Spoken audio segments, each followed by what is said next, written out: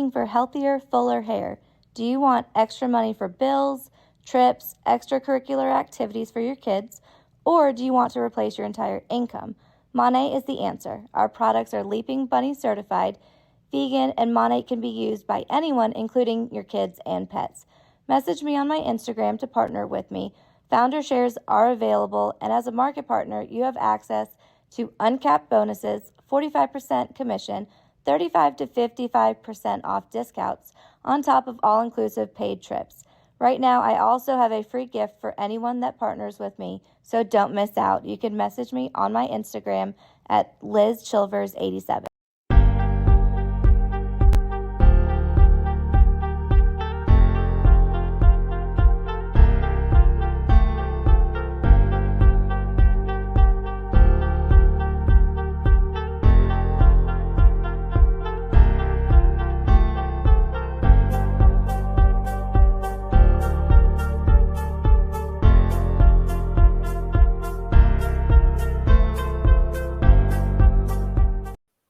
We still do 7 NUFC Matters show a week for free. But if you want to help support NUFC Matters, then there are a few ways of doing it. Hit the like button on each live broadcast and video. This helps the channel grow. Hit the subscribe button and select the all notifications bell so you don't miss a single show. If you want to help us financially, then you can join the channel using this button with the membership starting at $1.99 a month. Or you can drop us a donation in the chat using a super sticker. We're also looking for sponsors. If you'd like your brand advertised on the flyers for the show and featured during the ad break, then email John at nufcmatters.com to arrange today.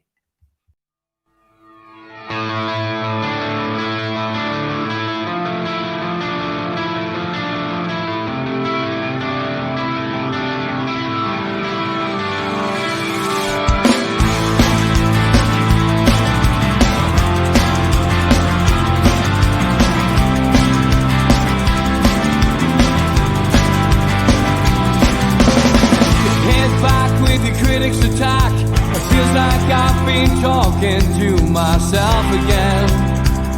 But it's the only way you're ever gonna learn. You look back and it's all in the past. I'm dwelling on the thoughts I cannot say to you. If I don't say the words, then maybe it's not true. And it feels alright when they come and say to you,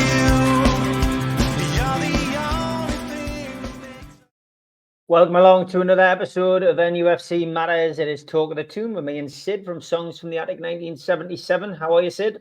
Very good, mate. Yourself? Very good, mate. Very good. And hopefully we won't get caught short on this pre-recorded show.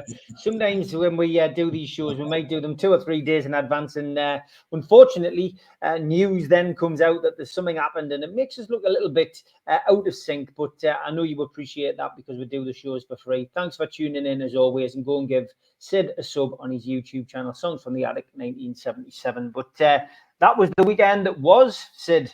We could probably do an hour talking about what happened at the weekend and miss the music out, but we're not going to do that. Rob's going to join us in about half an hour. But over to you, I guess. What did you make of, the weekend and the ins and outs and the severance, I guess, of Dan Ashworth as well? We can talk about that, but let's talk about the football players first. What did you make of all of that over the weekend? Well, it was odd because obviously here's me last Tuesday when we did the pre-recording. It's Tuesday today, folks. And there's me saying, I don't want to see Elliot Anderson go. It's crazy. And by the time it gets ahead, he's gone. So, yeah, it's bizarre. I thought it was almost like a car crash. The whole thing was just sort of slow. It was like, it's just sort of the momentum built up to the point where it was nuts. I mean, Twitter or X or whatever you want to call it was just bonkers on Saturday night, Friday, Saturday, Sunday. It was probably as crazy as possibly the takeover. It was just nuts. I mean, the whole, Newcastle owe 20 million, where, and you think, all right, we can cope with that. Sold Minty, and I'll be fair, I'd love to have seen him stay, obviously, but I had no massive emotional attachment to the lad. I've never seen him play really little bits of YouTube, but anyone can look good on YouTube. So he's gone. Good luck to the lad. You know, I hope he has a great big future. Preferably not against us, but good luck to the kid. You know, I wouldn't wish him anything ill on him. Just good luck and hope he does really well with his career. So I thought, all right, great. All right, we've got the money. We're absolutely minted now. We're sorted. Pardon the pun there. We're absolutely sorted. And then all of a sudden, we're still skint. Elliot Anderson's going, and I was gutted, as I've said before on the previous show. He was in the same class as my daughter at school, my eldest. So, you know, a little bit more of an attachment to somebody from the local area. And personally, okay, I think he's a super footballer. I think he's got bags of potential. I know people are going, oh, he's 6th choice and this, that, and the other. He was 4th choice for me. I had him ahead of Willock, to be brutally honest. Willock's barely fit. I really rate Willock. May I just put that out there? But personally, I think Anderson's ceiling's higher. But he's played out of position. I think he's a 10. We don't play the 10 system. We don't play the system with the person behind the front man. And I saw him as an alternative player who, should Eddie Howe mix it up for certain games, and I think you should, rather than just playing a rigid 4-3-3. And to be fair to him, he did change it a bit last season towards the end. I think you have a player who he could have played in that position, you know, behind the front man, supply and shoot and all the rest of it. You know, and he's got a lot about his game. His first touch is excellent. He's able to play with both feet. He's decent pace. He's not lightning, but he's decent. So I was gutted to see him go, if I'm being perfectly honest. I think there are other players I would have got rid of. I'd have got rid of Willock ahead of him. I would have certainly got rid of Longstaff ahead of him. And, you know, I'm not denigrating them either. I just think his ceiling is a higher ceiling. And then it's debatable whether Miley's ceiling's any higher, to be perfectly honest, all depending on Miley's pace. So sad, really, really sad to see him go. I thought they got decent money for him. I thought it was fair value. I know people are laughing, going, oh, we've done this, that, and the other, but we paid £28 million plus, I think, for Hall. And I don't see Hall be any sort of greater value, to be perfectly honest. I think they're pretty much of a muchness in terms of their ceilings are both very, very high. So, sickening. I mean, I personally think... is it Alfie? Is it Harrison? I think he's come into the equation, and I think he's the unknown, and he sounds like he's terrific. Man City fans raved about him, and I think he's probably the reason why he's definitely gone. I think he's the other one who there's a real chance he could be the other player behind Joe Linton, or an alternative player who goes attacking forward, because he looks very, very promising. Very quick as well, which is always a great thing for me, his pace. So good luck to Elliot. I have no doubts if he reaches his potential, he'll play for England. I personally see him as a slightly better James Milner. You know, I really do. I see him sort of quite similar sort of skill sets. So, you know, good luck to the lad. Gutted, absolutely gutted. Decent money though, 35 million's not bad. And the goalkeeper, I think, was thrown in or to a point. Vlachodimos, I think is the way it is. I'm not going to attempt it today. I've had a practice. And he's an odd one, isn't he, the goalkeeper? Because 2 years ago, he's valued at £60 million, and he was really high up on Newcastle's list of goalkeepers. And then you look at the Forest fans, and they're all willing to drive up to Newcastle and saying he's abysmal, and he's their 3rd choice goalkeeper. So... Where does he stand? We genuinely don't know. He was Benfica's number 1. He's played for Greece on a number of occasions. Is it 40-odd occasions? So you see, can't be bad. But then we've got Dubravka in goal currently for his home nation, and he's not great. Not now. He was decent when we first got him. So the jury's out with regards to the goalkeeper. And who knows what's going on with the goalkeeping situation? I think there's more to come. And of course, this program will go out at the weekend. We're recording it on Tuesday. I still think there'll be more to come. I wouldn't be surprised to see another goalkeeper come in and another one go out. I would imagine on Sunday. Welcome, Alison. It's a real pleasure for you to join the club. I can see Dubravka leaving, and I can see another keeper coming in, and potentially, you know. Listen, there's nothing saying Nick Pope will stay at Newcastle. He's not, because the Ipswich goalkeeper's left, hasn't he? Nick Pope could go to Ipswich. Two and two together.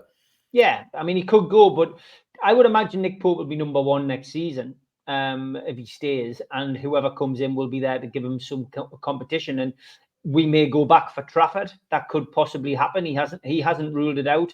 He has been asked, and he's not really said no. But he's not going to say yes unless something goes ahead. But that'll be 4 keepers again. That's mad, isn't it?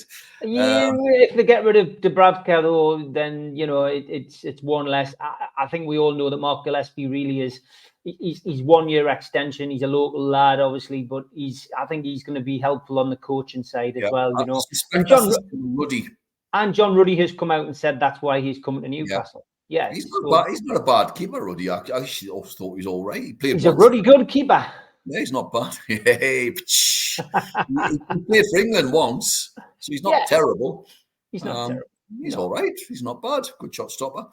So it's been a crazy few days. The whole Gordon thing freaked me out. I think the whole handling of the situation's been awful. And what's really, really disappointing the most is there somebody speaking from within inside the club? Because all these journalists have come up with a load of similar sort of viewpoints and perspectives. I mean, they've all argued about how much we owe, from 20 million to 60, 70 million. The prices vary right across the line. But my worry is, how have they got some sort of inkling in terms of what do Newcastle owe? I don't quite get that. That's a little unsettling. I don't like that. I don't know I don't know where they've got the information from, or whether they've just plucked it out of the ether, which could well be the case, of course. I'll be amazed if the club come out and speak. Absolutely amazed. Because there'll be questions. They'll be saying, well, what's the story with Anthony Gordon? And obviously the press are now clearly trying to unsettle him, because Liverpool's his home club. They're clearly trying to unsettle him and see, and just upset the apple cart, That I think it's the whole dislike of many journalists for the club. As I've mentioned on the show previously, I think it's the dislike, the fact that some of them know when Newcastle take off, that some of them are going to have to uproot from the northwest and come and have to live in the northeast. I mean, I've said this for a number of years now, 2 or 3 years now. I see Sunderland one day getting taken over as a sort of rival state club. And if that were to happen, then some of them are definitely going to have to move up to the area, because you could then have 2 largish clubs. And that would cause hell on, wouldn't it, with regards to the journalistic fraternity? They'd be very, very upset if that were to occur. I agree. I agree. I think journalists, journalists have one thing to do, and that's to write stories that create an interest that we look at. And it's changed now. It's not the printed word anymore. It's now online, and a lot of these big publishing companies now rely on clickbait, and that's where we're at. And some of these journalists are very clever in the way that they do it and create a story out of nothing. I think we know that there was certainly interest from Liverpool for Anthony Gordon, and there was certainly interest for Alexander Isak from Chelsea. But in the grand scheme of things, we can all have an interest. It doesn't mean he's going anywhere. And I think the way that he left Liverpool, and when I say Liverpool, I mean the city, leaving Everton. I think that if for starters, that plays a major part. Secondly, having watched Gordon's overlap interview, he really, really gets it at Newcastle, and he understands the ethos that Newcastle have got, and he understands Eddie Howe, and he wants to progress under Eddie Howe. His parents have moved up to the area as well. His family's moved here. Why would he suddenly put himself in that position? And this is the last thing the guy needs when he's on international duty as well, So, from our perspective, I think, there was an interest. Get used to it. How many times did people want to sign Alan Shearer? Was what somebody said on the fans forum on Monday. Did they sign him? No. He was going to go to Arsenal at one point, wasn't he? I remember 10 and million. Liverpool when we fell out with Ruud Gullit. But look, I don't understand people getting worried about that. I really don't, because you should learn by now that the media like to whip up a storm, don't they?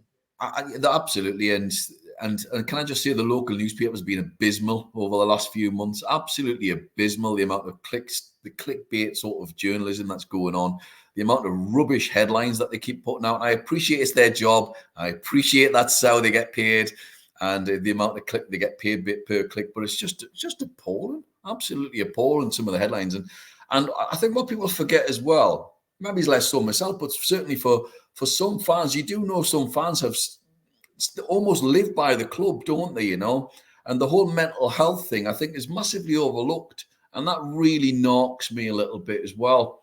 As I say, it might not bother me, but it does bother other people. And I just think it's wrong. I do think it's wrong. And the amount of misleading headlines going out there really sort of sticks in my craw. So I'm just going to start blocking them. I just think they're full of crap, if I'm being perfectly honest. The block button is very useful, and now my timeline is very quiet. But I've got to be honest, on weekends like that weekend, I mean, I'm not on X quite as often as I used to be back in the day. But now I just ignore it, mate. I really do. It was the maddest weekend because all my mates would keep texting us. Oh, what do you think of this? What have you seen this? Oh my God, what's going on with this? And we were chatting away and messaging back and forth. And I thought, bloody hell, I was never off my phone at the weekend. My wife's going, what are you doing? So constantly chatting away. It's just crackers.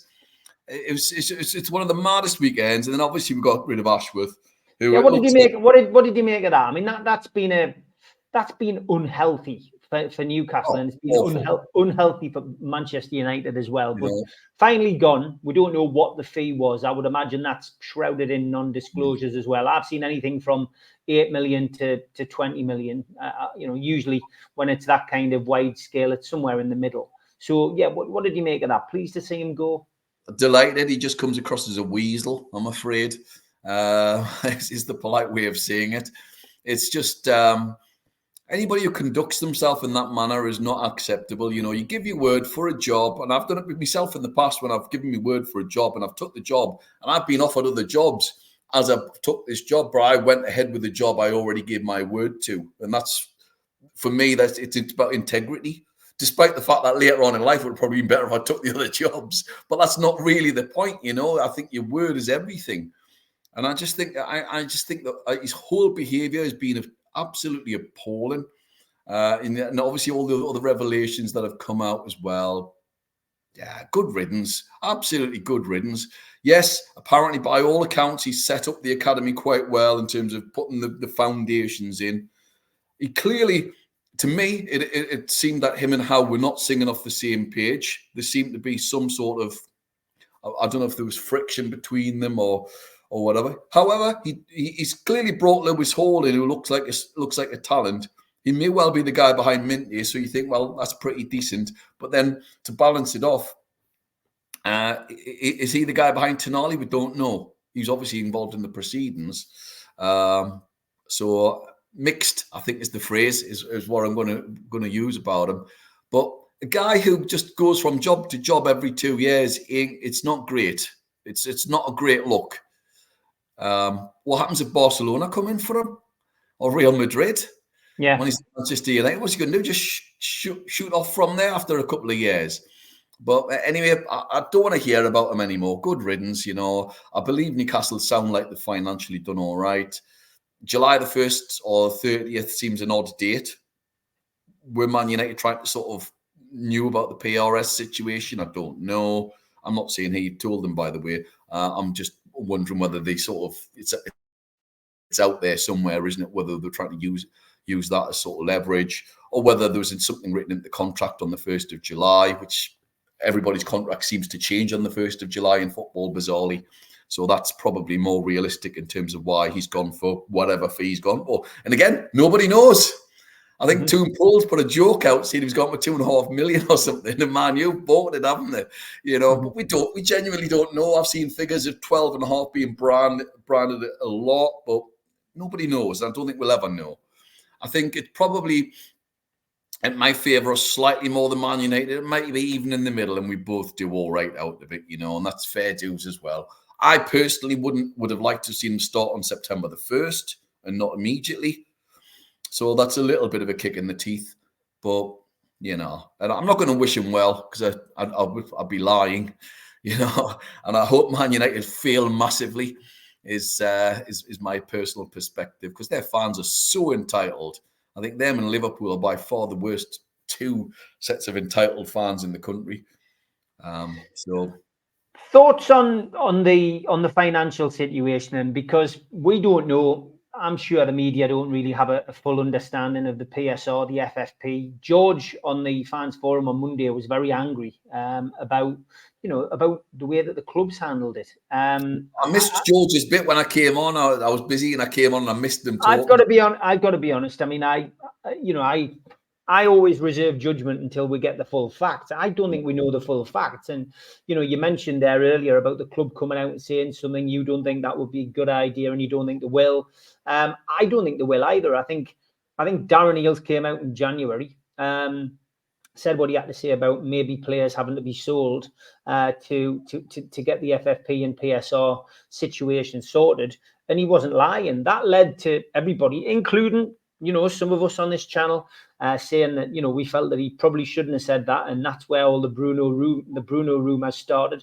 But, is there a mindset maybe now with Darren Eales that, well, you're damned if you do, you're damned if you don't? We came out in January, said something, we were slated and castigated, and, people weren't very happy. So maybe the best course of action is to say absolutely nothing at this point and just do our business and let the fans judge where we are in the 1st of September. It is, but we'll find out obviously when the accounts come out and they get published. But if it's been so mishandled that we've owed a considerable amount, now I have no idea. I'm like everybody else who's going to pluck it out of the air, whatever the sum is. We've bought players in the last year that the club clearly couldn't afford. Or they've had players where they could have sold them in January and didn't do so. Then that's mismanagement. And if I was doing performance management, my previous job, I'd be held to account if I'd mismanaged properly.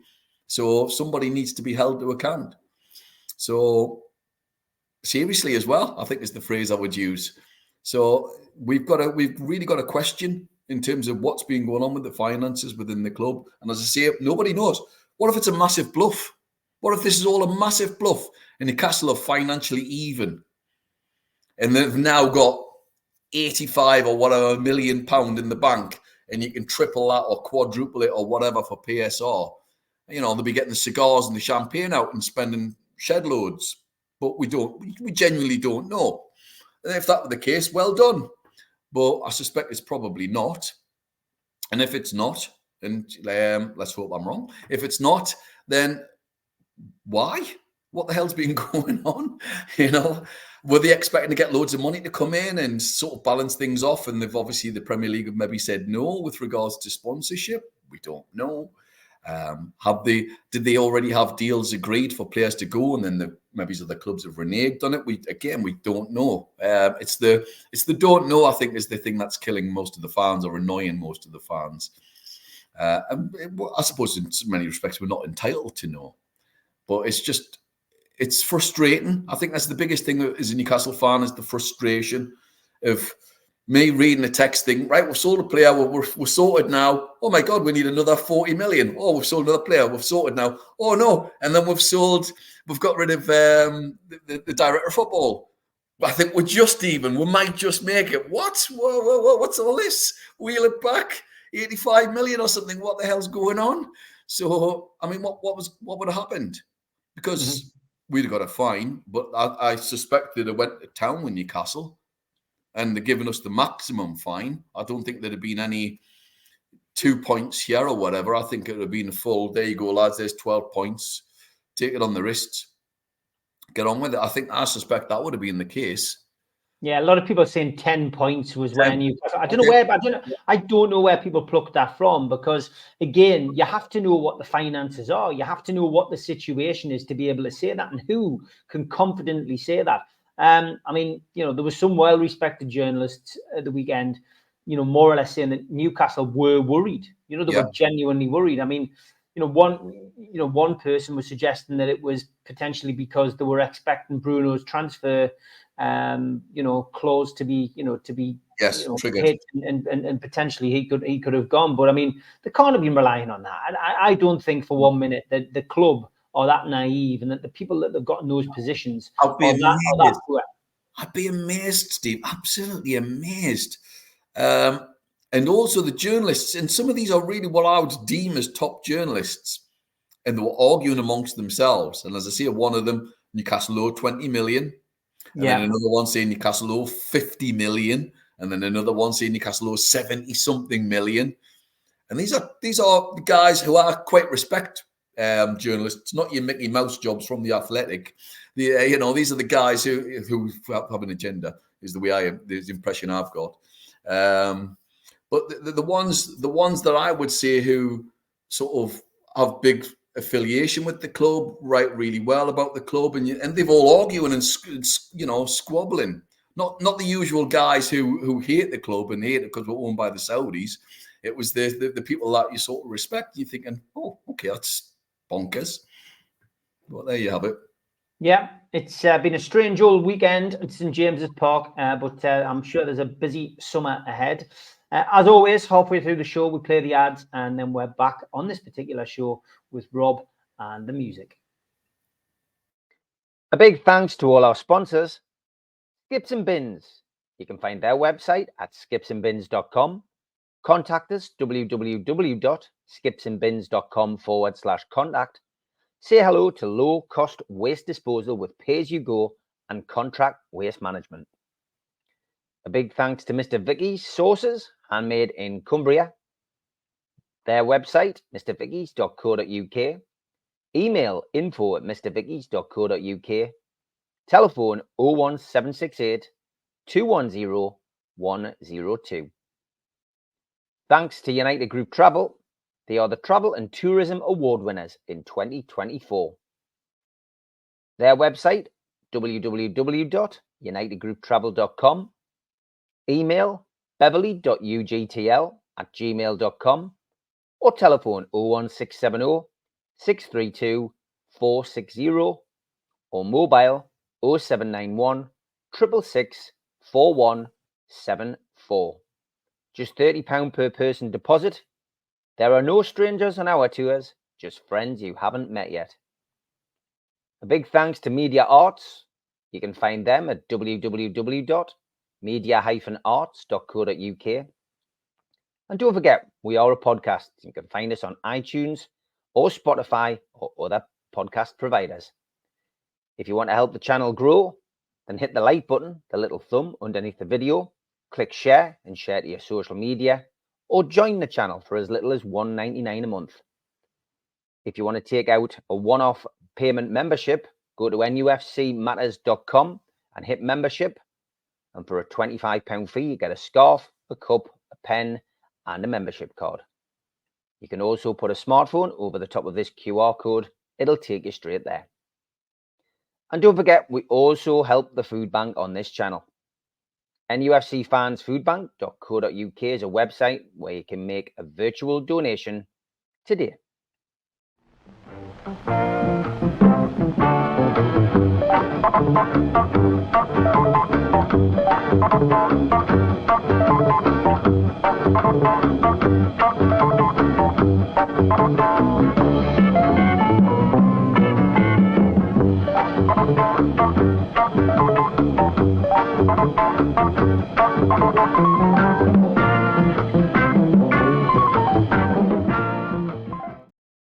And it's time for Rock and Rob's album review. Rob from Give Up the Ghost UK. How are you, Rob?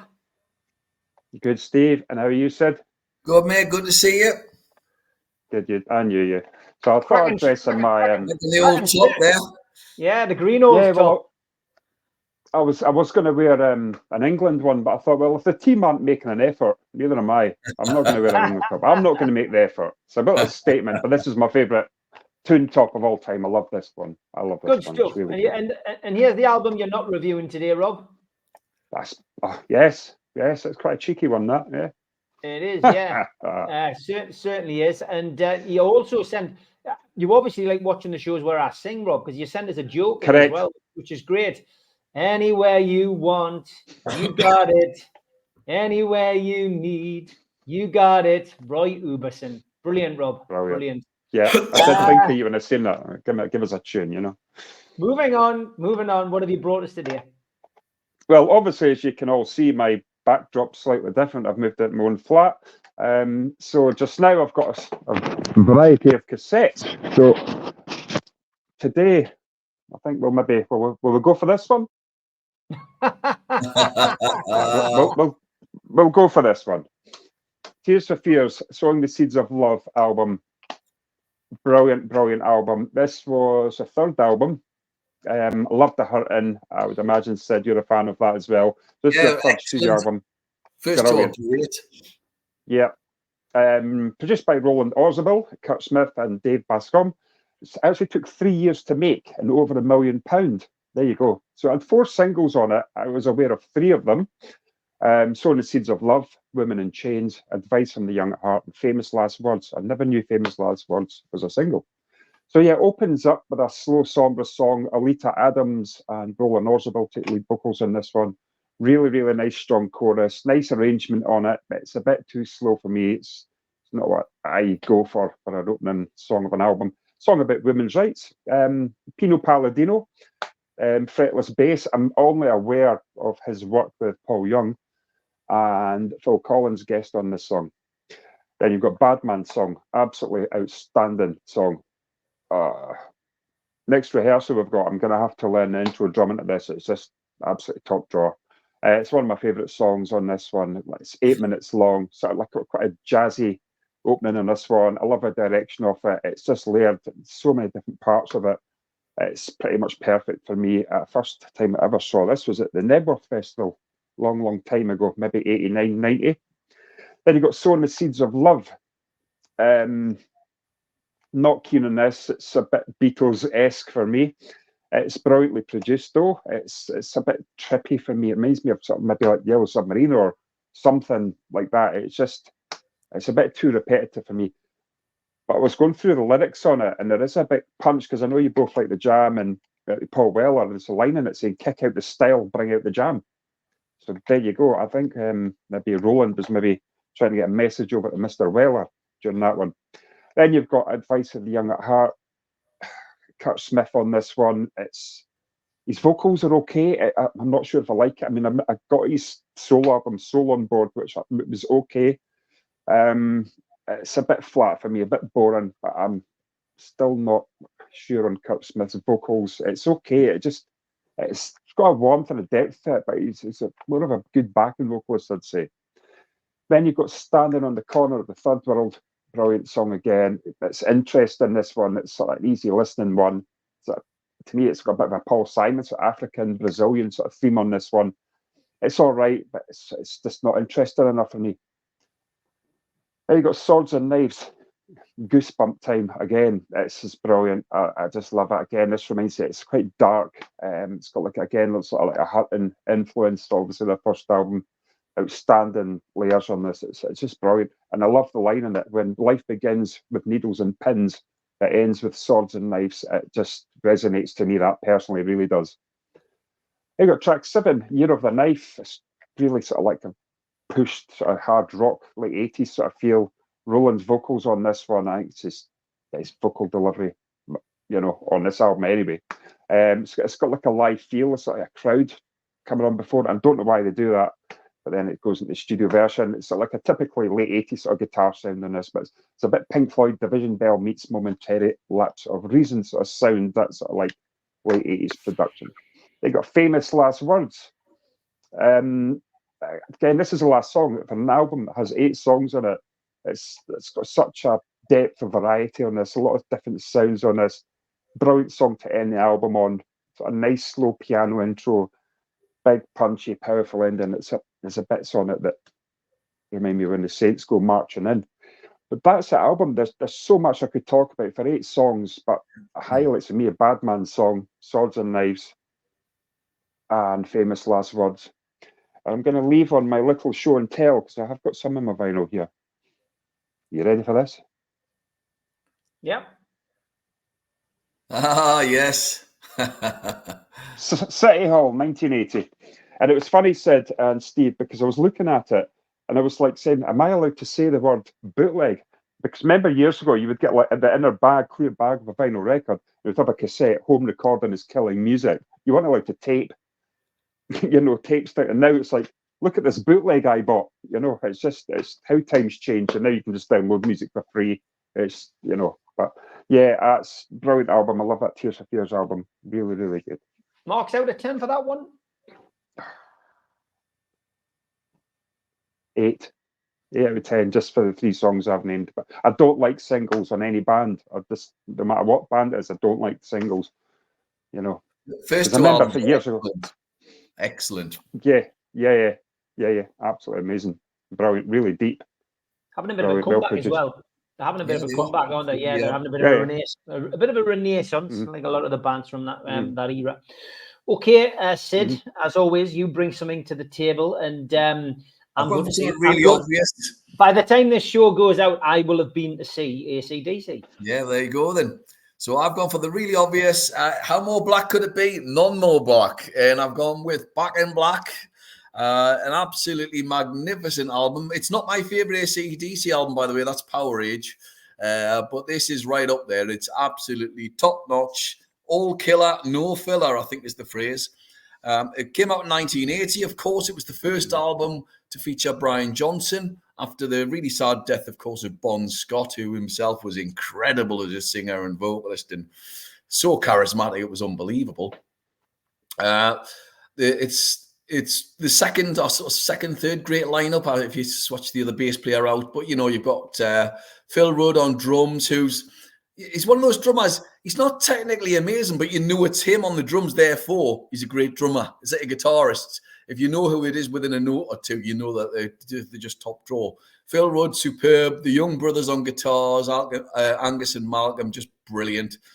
Cliff Williams on bass and Jono on vocals, Brian Johnson on vocals. And it's just superb. And there are very few great albums where somebody else has taken over the singing roles. I can think of Genesis with Trick of the Tail, Pink Floyd slightly later after Sid sort of vanished. But there's not many of them. And this is possibly the ultimate album where somebody's taken over on vocals and you go, oh my God, that's incredible. Mutt Lange produces it. So a big shout out for Mutt Lange. This is one of those albums as well, where as a musician, if you're trying to get a good sound in a venue, you put this album on because the production is so good and you get an idea in terms of the acoustics. It's an incredibly produced album. It's absolutely top draw in terms of audio quality. Amazing.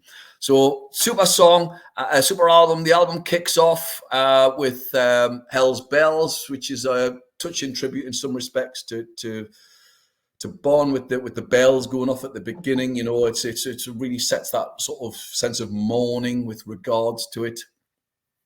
Which is a great song as well. Live, it's magnificent. Shoot to Thrill's brilliant, about a drug pusher. Giving the dog a bone. Fits. What's that about? I was listening to the album last night with my wife, and she goes, I suspect they've not spent long on some of the lyrics on this album. And it's just classic double entendre that quite clearly Bon Scott could have written. And I mean, it continued even further with, you know, let me put my love into you, which is hilarious. And, you know, with the classic line, let me cut your cake with my knife, which it's hard to keep a straight face seeing it. Kenneth Williams wrote these lyrics. Oh, absolutely brilliant. Although, of course, he would have probably just whipped them out. But then we've got Back in Black, one of the most famous guitar intros ever. My youngest loves AC/DC and loves this in particular. Jono's voice is incredible. Now, according to his book, this is the first song I think he ever sang as an AC/DC song. They were given the title, and he just literally came up with the first line of the song and just kept repeating it. And they said, oh, that sounds great. You Shook Me All Night Long is absolutely majestic. Great guitar playing from Angus. Just great pop rock, if you like. Have a Drink on Me, another belting song about getting wasted. Shake a Leg, great song. Nightmare to sing that, mind you. It's almost like a Highway to Hell type song, actually. Mm-hmm. And then Rock and Roll Ain't Noise Pollution is just a magnificent sort of burner to finish the album with. It starts off slow and it rocks along. It's an amazing album, a 5-star album, obviously all day long. It is really one of those great albums. Mm-hmm. I remember when I first started a band, it must have been 1983 or something like that. And I remember you singing You Shook Me All Night Long. And I wasn't really into AC/DC at the time, apart from maybe a whole lot of Rosie at that time. Massive fan now, may I add.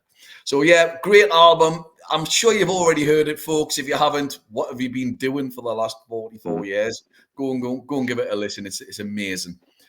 Books-wise, I've continued the theme there, and I've gone with Brian Johnson's book there, The Lives of Brian. Nice little pun there. It's fabulous. All right. So a great book from Dunstan's other favourite son. It's heartwarming. It's a heartwarming story about his upbringing and how he got up to the point of making it with AC/DC. It stops just after Back in Black. It is brilliant. There's a lot of surprises in the book. The amount of racism he suffered as a kid is a real shock. His mother was Italian, and obviously post-war, he got loads of grief. I mean, one of the stories about his auntie calling him loads of names, which I shan't mention on the show, but making him walk through the streets in the snow in his bare feet because he was from that sort of heritage is unbelievable. It's really sad. And if you listen to the audiobook, it's beautiful because he talks about his mum. You can almost hear him welling up at times in it. It's brilliant. He's just such a great bloke. His anecdotes are really funny. As a singer myself, he talks about some of the venues that I've sang and played in. So it's quite funny because you can relate to it, you know. And the idea of when we first started singing in the early 80s, the PAs were awful. And so you had to develop a voice like a flipping jet engine. Otherwise, you were not going to get heard. You don't really get singers now with big, really sort of powerful voices like your Rod Stewart type voices in the day or Roger Daltrey type voices because they had to, because the PAs were so awful. He talks about how he sort of made it for partially with Geordie and his love for the band members, and then Geordie 2, which is a sort of later incarnation. He just about wrapped it up. He's massively into cars as well as his other big thing, which he talks about. The band, Geordie were on the point of breaking up. He's got offered a Hoover ad to go down and do in London. And at the same time, some woman rang up. It's a great anecdote. This is very funny. And the woman rings up and goes, I'm going to do the accent. All right. He calls her Helga and he goes, we would like you to come and audition for the band. And he goes, well, which band's that? And she goes, I am not allowed to tell you. And he goes, well, what's the point of me coming? And she goes, no, we've heard your name. We would like you to come and audition. And he goes, well, can you not at least give us a clue with the initials? And she goes, yes, the AC and DC. Oh, no, I have said too much. That's it. And then he goes down, obviously he gets the gig. But before he gets the gig, he's playing pool with the roadies for 2 hours. And the band are in the room, busy rehearsing, waiting for him to rock up. It's brilliant. And his first audition song, they're expecting him to get up and sing Highway to Hell. And he gets up and asks them, do you know Nutbush City Limits by Tina Turner? So they sing it and play it, and brilliant. He just comes across as a really great guy, talks about his relationship with his ex-wife. And, you know, it's really sad how it all sort of, you know, that you just depart in relationships as we do. And he's just lovely. He comes across as a super, super fella. And I've known people who've met him and said he's just a top straight bloke, straight down to earth fella. Lovely, really funny stories. Some of the anecdotes are mad. He talks about some of the tough families of the West End and he names them. And I'm thinking, are you mental, Brian? Just different, you know. But top man, great book, really funny. Go and listen to the audio book. It's just magnificent. I will, actually. What a guy. What a guy. You know what I like as well, because he wears his cap because it always reminds him of his working background. But that's it. That's why he does it. Well, and he says it in the book as well. I think it was his brothers or something. And he talks about he used to sweat profusely and he put the cap on and it stopped the sweat getting into his face. So, yeah. But of course, he said with his working background. But Sid, you know, you're talking about some of the tongue-in-cheek titles for the songs there. If you heard the Fly in the Wall album, there's a good song on that about this. Yeah, a good song about snooker. Yeah. Is that one the Mistress for Christmas on as well? That's their worst album, by the way. It's a terrible album, that one. It stinks. 1985. Yeah. Awful. I've got it, but I don't listen to much. Yeah. What's happening with the band, Rob? Still rehearsing? Still rehearsing. We've got one more rehearsal. I think it's next week we're playing. Yeah, next week we're playing. And then can't wait to come down to meet you all on the 20th at the end of season party. That's my next thing. I honestly can't wait for that. So I'm looking forward to meeting you all there. Really am. Great stuff, Rob. Thanks, as always, mate, for your contribution. Look forward to seeing you next Tuesday. Take care, mate. Take care, man. Cheers, now. Oh, just before I was mentioning, I forgot. I just want to say, actually, the two guys from the Athletic who write locally, I retract that because I really like Chris and George, actually, the nice fellas. And when I won Manager of the Month once with the Times, and George was the guy who I spoke to for the interview. So they're spot on. Just the others I don't like very much. So there we have it. I retract part of that. Sorry, Chris, Steve, go on. No worries, mate. Let's talk England, because this is going out Saturday, and of course, quarterfinals for England against Switzerland. Last weekend, the game against Slovenia, it was. We hoped it wasn't going to be watching paint dry, but unfortunately, it was. And England, I don't know, they just haven't gelled. The changes that Southgate makes aren't conducive to helping good performances, and still that air of cautiousness. And Bellingham, it was written in the stars, wasn't it? It was a goal as important as David Platt's in Italia 90, and at the same time, and we're through, and we're into the quarterfinals. We've got a chance to get to another semi-final under Gareth Southgate. Yeah, it doesn't feel like it. It's awful. The football's terrible. The statement used, of course, is a Champions League team with a championship manager. And it's exactly where we are. And I didn't realise, I was looking at the data, and feel free to correct me if I'm wrong here, but I think when Southgate took over Borough, they finished 12th, 14th, and then got relegated. Mm-hmm. And, you can see why. It's dour, awful football. Everybody can see that Palmer should be starting and Gordon should be starting. I don't think it takes rocket science. I think Foden could either be dropped or put him back into the middle of the park.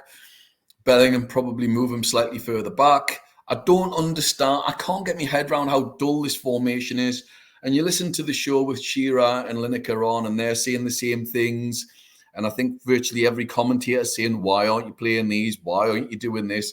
And it's just dull, conservative football. And I've said before in the past, we lost the last European Cup final because of him, because he didn't go out and push forward. He just played conservative football and was prepared to take the hit, prepared to sort of just stick back and think we'll win 1-0. That's not the way to go around winning a tournament. If you're Italy from the old days when the defences were amazing, fair enough. But that's not the case now. And we've got attacking footballers that can tear anybody apart. And we aren't playing that football. And it can be played. Look at Spain at the moment. Look at Germany. They're playing attacking, attractive football. Why can't we be doing this? It makes no sense. It makes no sense. They're not playing the style of football that top managers play, like Pep, Klopp, Eddie Howe, with pressing football and not really playing that style. It's very languid and slow and it's awful to watch. They deserved to lose the other day. Let's be honest. They didn't really deserve to win that game the other day.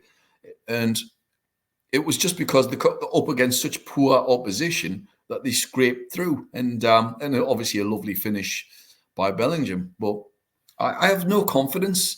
The manager is so bad and so negative. And I think it's because somebody said, it's because he was centre-half, but Eddie Howe was Eddie Howe's centre-half. So you don't have to be like that because of your position in where you've played football in the past. I don't think that has much of a bearing on it at all. Actually, I think it's down to your ethos in terms of the way that you want to play football. In fact, many of the great managers of the past have been defenders, and some of them have played the most attacking football you can imagine. So I don't think that has any bearing whatsoever. I just think that's his personality. I just think he's very conservative with a small c. And I just think it's just dire to watch. It's awful. And you can't get any passion up for it. You can't get any real excitement because it is so awful to watch. You can't, it's hard to get behind the players because it's just, I'm not saying they're not trying because they clearly are, but it's just so badly managed. And I don't know. Will they get through the next round? I'm not convinced. Switzerland are a pretty good team. They're well organised to play attacking football, quite attractive football as well. So it's a real test. They've really got to up the game. I just don't think they can keep going along and scraping through and 1-0. And yes, you'd love to see them win a tournament, but I'd rather see them win a tournament playing attractive football rather than that awful football. I'll tell you what it reminds me of. Do you remember when Greece won the tournament? Yeah. And it was the worst football I think I've ever seen in a football tournament. They kept winning 1-0. It's that sort of awful stuff to watch. Mm-hmm. And yes, they won it, But dear me, do you have to really play that style of garbage football? We've got players who are genuinely top draw players. England have probably 3 world-class players in that team with Bellingham, Kane, and I'm going to add Foden. I don't care what people say. I think he's a world-class footballer, played out of position. And then you've got 2 other lads we've got 2 or 3 other players who are right on the edge of it. In fact, you could possibly even include Walker, although he's had a terrible tournament so far. Yes, hasn't he? Yeah, but again, is it because they're not allowed to play their normal game? I mean, look at Stones. The guy is superb at Man City. He gets the ball, comes out, pushes forward. Walker normally slots into midfield then. And we've got none of this. He seems to get a nosebleed past the halfway line because, by the looks of it, he's been told not to go any further forward, which is what Sven-Göran Eriksson used to do with Rio Ferdinand, told him, do not go past the halfway line. That's just silly. So, I don't know. We've got the personnel, but we don't have the manager. And if we win it, and I've said it from the start, if we win it, it'll be despite the manager. And I stick by that phrase. Yeah, I agree, mate. I agree. I mean, is it time to drop Harry Kane? Is it time to drop him? He's a world-class centre forward. He scores goals. He didn't play very well the other day. He scored. He knows where the goal is. He knows where they stand. Absolutely not. Is it possibly time to play 2 up front and have Kane behind Tony, who I actually thought was very good when he came on the other day, and change the game? That's a possibility. That's definitely a possibility because Tony really holds the ball up superbly, brought other players in very, very well. So there's a chance he could start. I doubt it. If I was a betting man, I think he'll start the same lineup. I'll be amazed if he changes it much. And then people are wetting themselves over Trent Alexander-Armstrong. So, play him, or whatever they call it. Play him at right back. He's top draw. He's one of the worst defenders in the country. He's great at going forward, but I can't get my head around it. And then you've got, is it Conte, who's the Liverpool lad, plays left back for Liverpool. Stick him on the left back side because Trippier's been terrible for England so far. Really dull. Gets the ball, comes back in and pushes it sideways. Does not go past his man and doesn't ping it round the bend of the left-sided player. For me, he's been awful.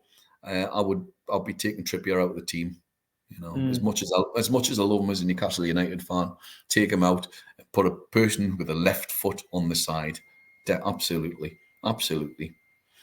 Do you think Anthony Gordon's going to get a chance? I mean, he's sat patiently. He's only had that, brief spell on the pitch. But do you think it's just simply down to his negative style of play that he hasn't featured? Do I think he'll get a chance? No. Should he? Of course he should. He should have started game 1.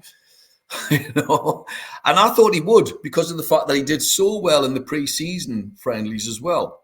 Or the friendly. But before then, the other games he'd got man of the match for England. I thought he was nailed on to start. I was really surprised when he didn't. And I suspect Southgate's just going to stick with what he knows and what he's got. And unfortunately, it's really boring to watch. Mm-hmm. As a fan, I'm sure all the other fans probably, they might see that. I'm not speaking for everybody else. It's entirely up to them what they think. But for me, it's just garbage to watch. I just can't get excited. I'm sitting there having a beer, watching the football, thinking, and maybe eldest was sat there watching it and just going, Dad, this is terrible, isn't it? I'm saying, I said, that's not even that good, So there you have it. Yeah, it hasn't been great, but fingers crossed. What do you see then? What do you see happening? Do you see England beating Switzerland and getting through, or do you think it's going to be a tight game and penalties? How do you see it panning out? Tight game and pens, and whichever way it goes on the pens. That's the way I say it. Tight game and pens. They're a good team. They're a really good team going forward as well. Defensively, not bad.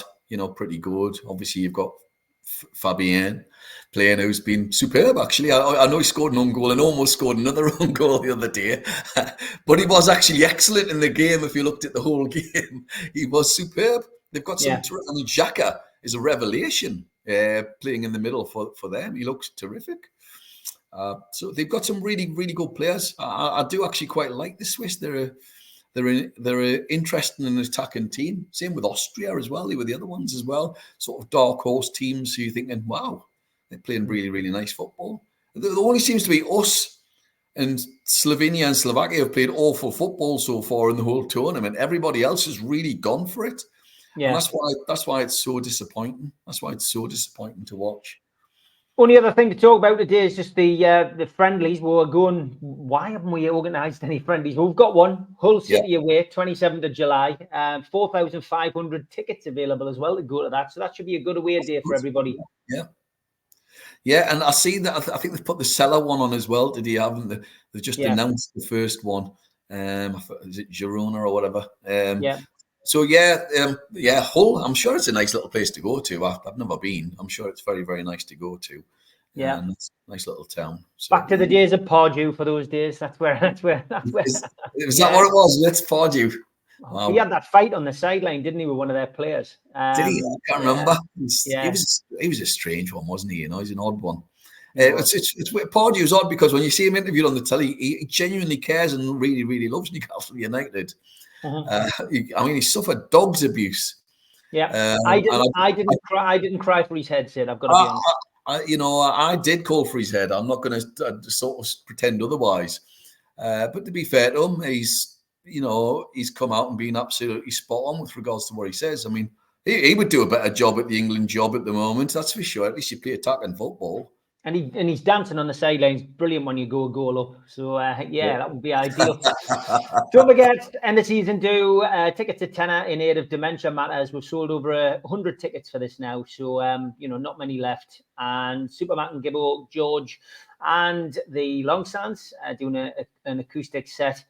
For Dementia Matters, tickets at tenner, NUFCmatters.com, NewcastleLegends.com is your place to buy tickets for a tenner. And Rob Lee and Gibbo will now be at Gateshead Leisure Centre, and it's gatesheadleisurecentre.co.uk for your tickets, which are priced at £30. As always, Sid, been a pleasure. Thanks to Rob as well for joining us. Look forward to seeing you next week, mate. Take care. Take care, folks. Bye-bye.